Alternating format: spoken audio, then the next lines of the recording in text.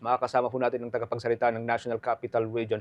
Makibalita lamang ho tayo saglit dito ho sa kalagayan po ng mga pulis na sinasabing nasaktan dito hong nakalipas na Labor Day protest. Nagkaroon po ng serye ng mga protesta at ang masaklap po dito may mga pulis hong mga nasugatan daw, mga 7 ho yata ito. No?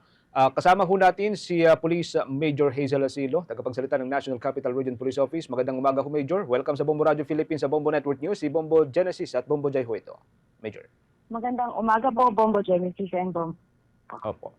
Ano pong assessment ho ninyo ng kapulisan dito ho sa nakakalipas na Labor Day protest? Nagkaroon po ng mga serye ng mga protesta ho yata, no? And ang masaklap, ang una ho naming balita, parang may mga nasugatan po yata na miyembro ng Philippine National Police. Yes po, sa kabila po ng ating mga nakita na kaunting sigalot doon sa ating mga nangyaring mga rallies, generally peaceful naman po yung ating naganap na May 1 celebrations or yung ating po mga rally kahapon. Ilan ho, tama ho ba? Yung initial report is 7, hindi ho ba nadagdagan ito, Major?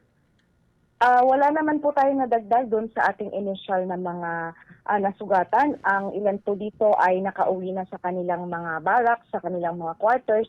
Yung iba naman po ay nasa PNPGH kagaya po nung isang in-x-ray yung kamay para po makita kung meron pong nabaling buto or sprain lamang po yung tinamo niya mula po dun sa pangahablot ng kanyang shield ng isang protester.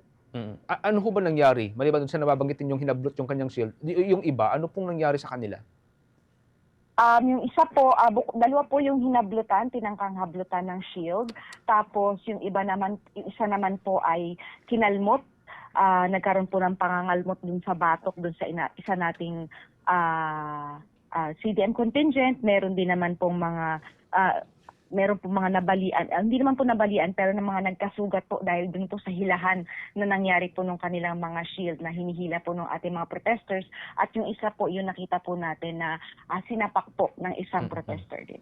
Ayan, para ho sa mga viewers, mga nanonood po sa atin, pinapakita ho natin yung pong video mismo na kung saan ay sinasapak ng isang protester, yung parang tumama yata sa mukha nito, Major, yung sapak na yun? Yes po.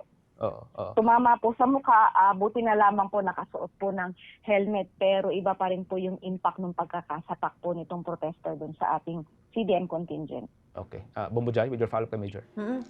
Major, we wanna know as well, kumusta na ang kalagayan ng ating mga pulis na nasugatan? Kasi as far as we know, may isa doon na under observation matapos na i-CT scan nga, Major?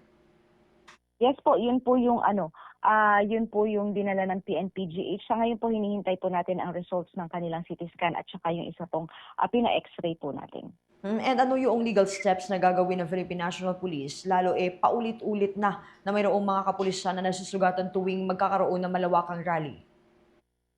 Dahil nga po ito ay bilang pagtupad naman po sa ating maximum tolerance, yun po siguro mga susunod na mga rallies natin ay magkakaroon po tayo ng mas mahigpit na pagsusuri kung sino po yung mabibigyan ng permit. Sa pagkakataong ito po, lalo po kahapon, wala po tayong mga na-issuehan ng permit. So, mas malamang po na talaga pong wala nang mabibigyan ng permit dito sa mga grupong ito na kabilang po dun sa mga nag-cause po ng gulo sa mga rally kahapon dito sa Calao. Okay, thank you so much, Major. Bombo Jen? Lalo ho dyan sa may part ng Mendiola, Major, kasi parang may mga pumunta pa rin po dyan, kahit na hindi po ito Freedom Park. And maliban ho kasi sa May 1, parang meron na rin yatang mga initial preparations para sa June 12, na yung Independence Day rally muli, Major? Yes po, tuloy-tuloy po yung kanilang mga naka-schedules na mga rally, pero yun nga po, ang mga rally pong ito, kung hindi po sa Freedom Park magaganap, ay kailangan po nilang mag-secure ng mga kaukulang permit. At syempre, i-check po yan ng ating PNP dahil po karamihan sa ating mga LGUs ay patuloy na nakikipag-coordinate sa ating PNP bago po sila mag-issue ng approval doon sa mga permit. So kung halimbawa man po na meron ng kumbaga red flag or may mga incidents na po na nai-involve yung kanilang mga miyembro sa kaguluhan sa mga rally or sa mga protest na ginagawa nila, is pwede pong hindi na po ma-approve yung kanilang mga nire-request na mga permits. Pero all in all, kamusta po yung ating kabuang assessment, ma'am? Generally peaceful po yung ating naging mga pagdiriwang, yung ating pong paggunita ng ating Labor Day celebration, kahit nagkaroon po tayo ng mga kaunting tensyon sa pagitan po ng pulis at ng mga rallyista. Okay. Major, maraming salamat. Thank you so much for joining us sa Bombo Radio Philippines. Hanggang sa mga susunod na kayo makakausap po namin. Ingat po kayo, Major. Maraming salamat po. Good morning. Good morning po. Ang tagapagsalita ng National Capital Region Police Office, si Police Major Hazel Asilo, mga kabombo. For the most trusted source of news and information, visit our website at www.bomboradio.com. Follow us on Bombo Radio mobile app, Facebook, YouTube, TikTok, and X, formerly Twitter. Like, share, and stay connected. Anytime, anywhere.